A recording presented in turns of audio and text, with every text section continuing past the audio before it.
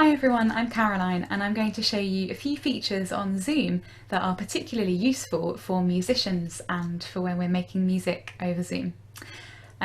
So we have a couple of problems with internet communication platforms that we need to get around when we're using music. The first problem we have is latency or lag. And that just happens because when you feed sound into your microphone, there's a bit of a delay before it comes out the speakers. That happens even if you're in the same room with the microphone and speakers. And when you add in things like internet connections, bandwidth problems, you have quite a significant delay. Now that can be fine if you're just having a conversation with somebody. You can kind of wait for that to come through and you can generally make out what they're saying.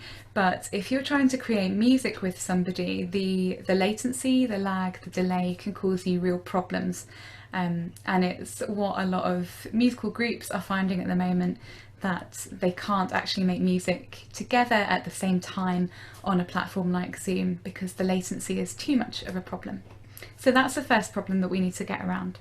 The second problem is gating or compression. So most of these online platforms have got a compression kind of setting built in. And normally that's really helpful. It means that the sounds aren't going to be too loud or too quiet. They're going to kind of balance the sound for the people listening on the other end. It means that if my fire alarm went off in my house, it wouldn't blow out your speakers on your side. But when we're trying to use music, we've got a whole range of overtones, undertones, we've got bass and treble that are going to be lost because of this gating setting. And really helpfully, Zoom has built in a way to get around the gating setting. So that's the second thing that we need to get around. We need to get around the compression of sound. I'm going to tackle the second issue first. So I'm going to show you how to use the original sound function on Zoom. Now, if you are making music yourself, so if you are singing, if you're playing an instrument, if you are producing the sound that you want to come through, then this is the best setting for you to use. Original sound is only available on the desktop version of Zoom, so you can't use it on a mobile or a tablet. So if you've got the option, then think about what version of Zoom you're going to use, how you're going to set up your devices to get the best sound.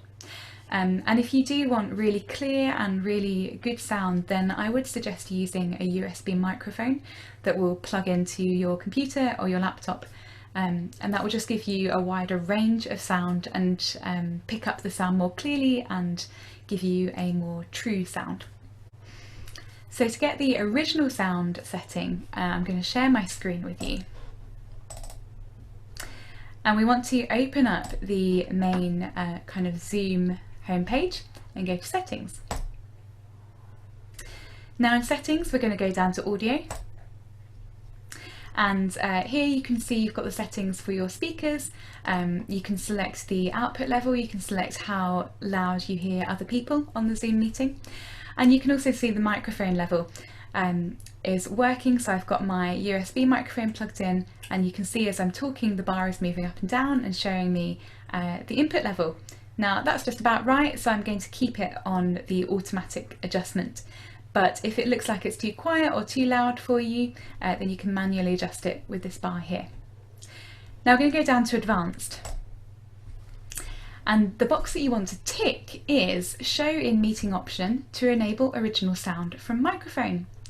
And if you hover over that, that's actually going to tell you what it does. It says this will turn off audio enhancements such as echo cancellation and noise suppression. So you are taking a bit of a risk here because it's not going to use those functions of cancelling echoes and suppressing extreme sounds. So I do only recommend it if you are singing or making music with an instrument. But it's good to have the options, so keep that box ticked.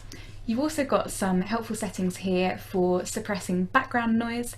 If you are in a noisy room, if you've got an appliance, or if you've got a fan or air conditioning, anything that's making background noise, you've got some helpful settings here down the bottom. I'm going to leave them on auto because I'm just in a fairly quiet room and I know that there's nothing necessarily that I want to cut out there. So when we've got that box ticked, then up on the top left hand side of your screen you'll see the function to turn on original sound, and we want to make sure that is on if we are producing music ourselves, if we are singing or playing an instrument.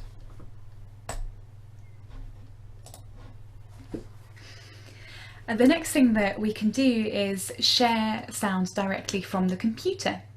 Now it's really tempting to think that you could kind of click out of your Zoom screen, go to YouTube or go to Spotify, and you could just play a track and everybody on your meeting would hear it. It's not going to work quite like that, because what will happen if you do that is the music will come out of your computer speakers back through your computer microphone, and then we've got a sort of double latency, double lag going on. If you've also not got original sound turned on, then you're also going to have compression issues, and whilst your participants might be smiling politely and nodding, they're not going to have the full sound experience. So we want them to be able to hear exactly what we're hearing, and Zoom does have a function to do that. We need to go down to the bottom of the screen again and click Share Screen. I'm going to share my Spotify playlist with you. So now you can see that I'm sharing the Spotify playlist with you. When we go into Share Screen, I'm going to have to show you some screenshots of this because it won't quite come up on the screen in the way that I want to. But we'll get this screenshot here. So we've come into Share Screen, we've gone to the settings, and we're going to go to Advanced. Now we're going to click Share Computer Sound. So Share Computer Sound will mean that people will see what's on your screen, so they will see your Spotify playlist or your YouTube playlist, and they will be able to hear directly what you're playing from the computer. There's also the option to share music or computer sound only, and that's going to allow you to appear on the screen as the full screen, so you yourself will be the video that they see. They won't see your screen, so they won't see the YouTube video, they won't see the Spotify playlist or whatever else you're using, and that can be really useful if you just want some background music. So I'm going to keep the Spotify screen up here so that you can see what I'm sharing. Now before I play some music, I need to think about that latency issue, that kind of echo that's going to happen. So I'm going to plug in a pair of headphones.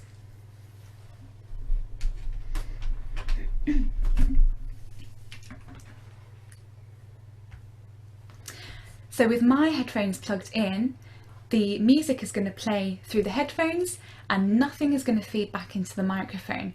This also means that I can keep talking over the music and you're going to hear me.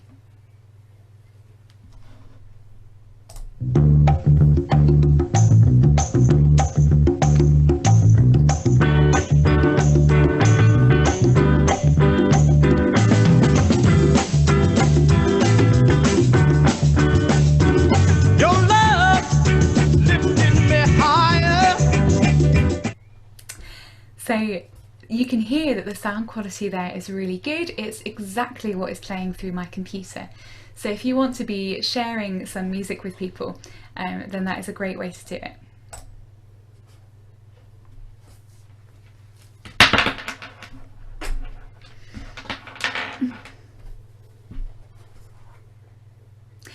So I hope that's useful and that gives you some options for using music really well over Zoom.